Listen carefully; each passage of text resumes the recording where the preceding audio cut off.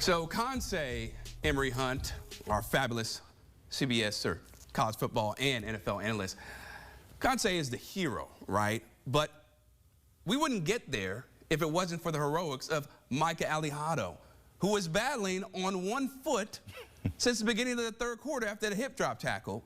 What did you like about the resilience from Micah, the redshirt freshman, deciding to stay in there even when it was clear he was not even close to 100%? I love the fact that he got up off the mat in that ball game because he was laying down there for a while. We thought he was going to be out for not just the game, for the season. It looked serious. But then when you look at how he got up, walked off, came back in the ball game, and not only just stood in the pocket, it was picking apart that Stanford secondary, but we saw him take off judiciously to pick up yards on the ground with his legs. And we were joking like, man, his foot is going to be the size of a pineapple by the time he gets wakes up tomorrow. But the fact that he went out there, led those guys to a comeback victory, used his legs in addition to dicing them up with his arm, very impressive. He today became a Hawaii legend based on how he played, and it's great that he did it under former Hawaii legend and Timmy Chang, the head football coach. It's a story that really writes itself.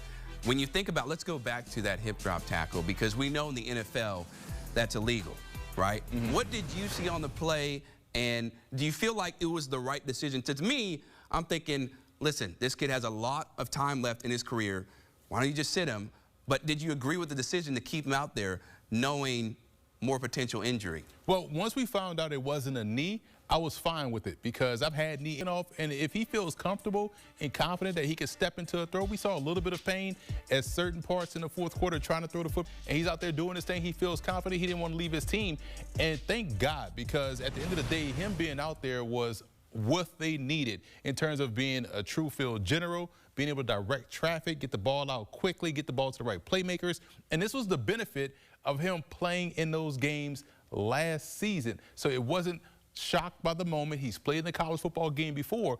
So I thought this was a great game for him, both mentally, physically, emotionally, and I'm so excited to watch Hawaii from this point on because they got them a true leader. Now, granted, he's going to have to stick his entire foot in a crate of ice. Tub. Exactly, everything. But we'll see how he comes out on the other side of it in the next game. But this game against that opponent, kudos. Yeah, and it showed a lot to his teammates, right? The ability to battle back from that injury, stay on the field, and actually produce. Because sometimes you're injured and you're a liability. Correct. But in this case, he was able to do enough to take down Stanford. And when we think about Stanford, first year for Frank Reich, right?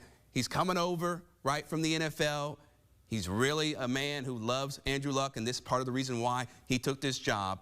What were your first impressions from this program under Frank Reich, even if it is just 1 year? I'm excited to see Stanford the rest of the way, too, down the field. So Stanford really ran down Hawaii's throat the entire ball game. So they look like Stanford, the Stanford that we used to watch and watch all those great running backs run behind 17 tight ends out there and 17 tackles and guards. They were running up and down the field against Hawaii. Now, granted, it is Hawaii. Maybe their run defense isn't up to par. They did have 9 returning starters, so this was a pretty solid Hawaii defense. They got better every season under Timmy Chang. But, man, this was great for Stanford because it set the tone. It put the rest of the country on notice, our teams on their schedule, like, hey, Stanford's going to run the football. If we can't stop the run, it's going to be a problem. And they can just get competent passing play. Galberson did what he could, but it wasn't enough toward the back end. But, man, if they're going to run the ball like this and be able to be competent, just average throwing the football, they're going to be a problem. They could even flirt with a bowl game this year. Yeah, because Hawaii had no answer for stopping that run game whatsoever. Now, we're going to talk about Penn State in a little bit, but just going back to Hawaii, when you think about this team, right, and their Mountain West chances, what chances do you give them to actually win it? They are the wild card in it because they have now someone that they believe in, and Micah Alejado, and he proved out here on the field that he's this version of Sam Levitt, right? He's this year's version of Diego Pavia. When you have someone that has that type of leadership that you saw it permeate throughout the rest of the team, guys were stepping up, fighting for extra yards, breaking tackles, blocking out there on the perimeter.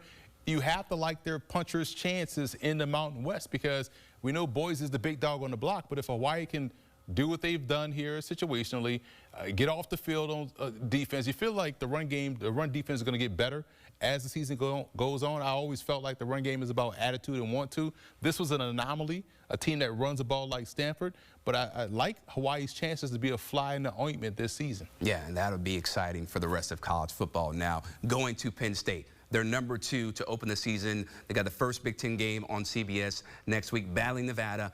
High expectations, Emory, to say the least, for Jane Franklin's squad. Drew Aller returns. They have a really good offense. They're going to be great in the running game. Not a bad defense whatsoever. I know they lost Abdul Carter. But when you think about Penn State and all the expectations that they have, what do you envision the way, or how do you envision the way they're going to start this season? It may not be quite 1994 Penn State when they had Kerry Collins and Kajana Carter and those great receivers. They got good receivers now, better than what they had last year, but the balance will be there. So we know they have 2 outstanding tailbacks in the backfield, Singleton and also Allen. Now you add Kobe Hudson coming in from USC. You add a Troy receiver, Devontae Ross, and you also add Trevor Pena coming from your place. Yeah, I know. Syracuse. I hated to see that, but hey, that's the life we're living, right? That's what we're living in, right? So they got 3 receivers now, and so the offense will be much more balanced. I'm a big fan of Drew Aller. I like how he plays. And I think defensively, Penn State will always be Penn State's defense. And so this is the most balanced team he's had. And when you have a team that's super balanced like this, now you can find different ways to win ball games, because we saw last year, if it wasn't Tyler Warren and maybe their run game, they had some issues trying to win. But now you have to respect their passing game, which now opens up more for the run game. And now they can get a bigger lead and play with the lead defensively so they can pin their ears back and get after the quarterback and close out games. Again, we saw this team get to the postseason, win 2 games, and they fell short to Notre Dame. So if they're able to take what they learned last year, bring it into this season with better players, a well-rounded roster, you can't help but get excited about Penn State going into 2025. Right, and they have better coaches, right? Ohio State's defensive coordinator, right? You get a strength by making your opponent weaker, bringing over Knowles and what he's going to bring, and now he has a chance to really do what he wants to do on defense. Like, it could be a problem. It's going to be fun in Happy Valley this year. Yeah, a lot of eyes are going to be on Penn State, and the expectations are high, so it should be interesting to see how it all plays out. Emory Hunt, we always appreciate the time, man. And here's a look at the Nittany Lions schedule. So they open up right here on CBS August 30th.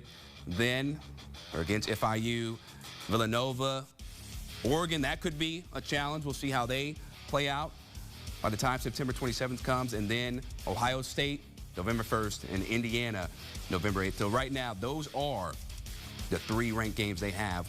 We'll see if that continues as the season progresses.